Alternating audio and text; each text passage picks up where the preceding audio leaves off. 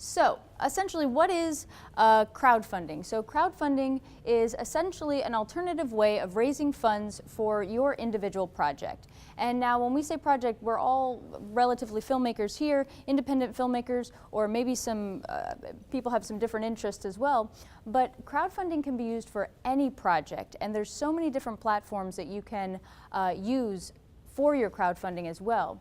But essentially, it is donations made from individuals and not companies. So instead of going to Nike and saying, I'm doing a movie about running and I want to use your shoes, will you give me all the money that I need to make my project, or a lot of money that I need to make my project? You're not necessarily reaching out to those companies.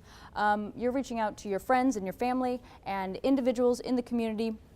And it's a better way of doing it than setting up a lemonade stand on the corner, I gotta say, because you're able to reach a larger audience too. So aside from your friends and aside from your family and those people down the street that are really, you know, interested in you making that short movie, they are gonna tell other people, and it's an easy way for people to be able to look at your project, get to know you, get to know your crew, get to know what your project's about, and then be able to share that with other people. So you really begin to build a nice network with these crowdfunding platforms.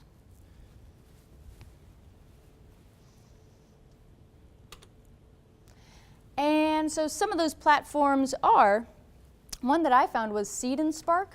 Is anybody familiar with Seedin Spark? No, I wasn't either, but it's actually an awesome platform. It is crowdfunding and distribution all combined into one. And so what their goal is to help you from the beginning all the way through your distribution process to get your project set up, funded, and then distributed out to companies like Hulu and HBO and Netflix. And that comes with, I don't want to say a little bit of a price, but to get those distribution benefits, you have to have, I believe it's at least 1,000 followers, and then you need to have raised about 80% of your funds in order to get the green light to then be able to continue crowdfunding or move on to that distribution purpose or area. And then that is also what we're going to be chatting about here with some of these other platforms, is the fee and kind of what their audience is in general.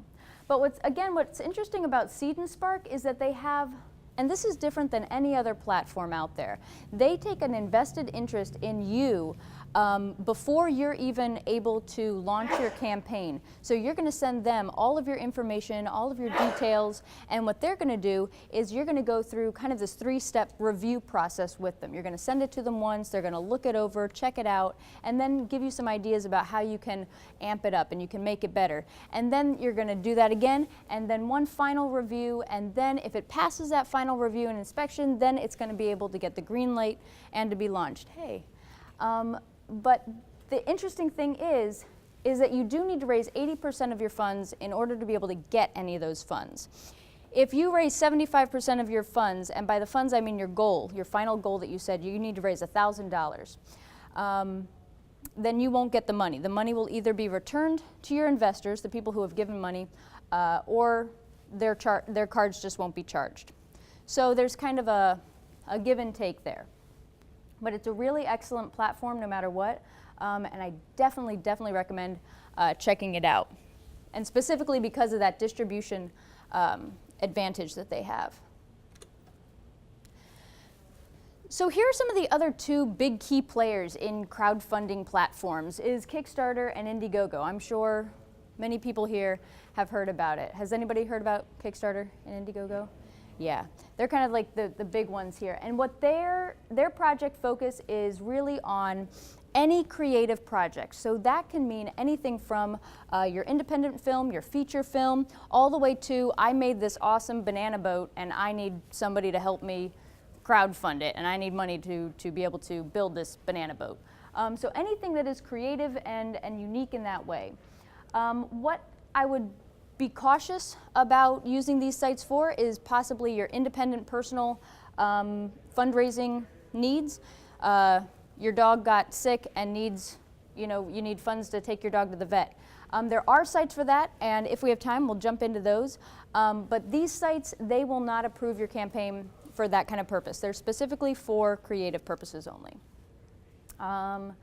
Then our percentage usage fee and a processing fee. This, I don't want to say necessarily that it's standard, because each of these sites, I encourage you guys to jump on their websites and look at their own individual terms of use, because even though stuff is relatively the same along these two platforms, there are details that are different, and I would definitely caution you guys to check those out. But in general, the percentage that they're going to take off of the amount of money that you raise is about 5%. And then with additional processing fee for any credit cards that people have used. I believe IndieGoGo uses Amazon, and they will also charge $25 for any out of the country bank that you're using. So if you're asking for that money to be deposited in another bank account abroad, then they're going to charge you an extra fee for that as well. So just keep an eye out for those fees, because that could be the determining factor between using Kickstarter or IndieGoGo. Also, with Kickstarter, you have to reach your goal in order to be able to receive all of the funds. So different than Seedin Spark, where you only had to get 80% of your funds. Kickstarter, you have to get everything on there. And there's a pro and a con to that too. The con obviously is, if you were going to raise $1,000 and you raised $999.90, you're sunk and you don't get any of that money. But the advantage to that is that you can really raise some awesome urgency with your audience, with your crowd. You can end up reaching out to them 5 days, 3 days before the end of your campaign, and you can really end up driving that home and driving that message home that you need those funds, and then that's going to help those people who've already supported you to be able to reach out to their people that they know and say, hey, there's this awesome project that's happening and they only need $10 more, they only need $500 more, you know, is there anything that you can give? Or they might even say, you know what, I really want to see this project get made, and so I'm going to invest an extra $10, you know?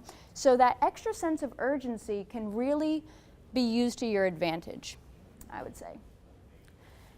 IndieGoGo, very similar to Kickstarter. Like I said, same kind of creative projects are being used and being crowdfunded for. Percentages are about the same, but IndieGoGo is really cool in that you can choose what kind of funding you want to use. If you want to use a fixed price range, meaning the same as Kickstarter, where you have your goal, and then if you don't reach that goal, that's fixed, then you don't receive anything. Or you can go on a flexible plan, which is if you don't reach it, then that's okay. You get to walk away with whatever you have made. And so that can be beneficial too. An example, so for our thesis project, and I have two of my friends in the audience who worked on it with me too. So for our thesis project, what we ended up doing is we chose IndieGoGo, right? We did IndieGoGo. We did Kickstarter because we wanted that urgency, but what we did was we knew that we had a lump sum of cash in our pockets, that if we didn't make our goal, we were going to put that money in. This also was useful because there was a percentage that was going to be taken off the top, and so we didn't want to necessarily put all of that lump cash that wouldn't necessarily be taxed or a percentage would be coming off.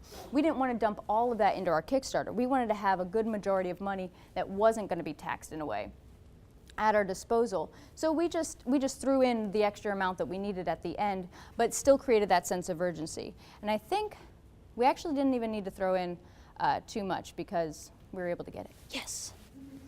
Score for us. So this is where my PowerPoint ends.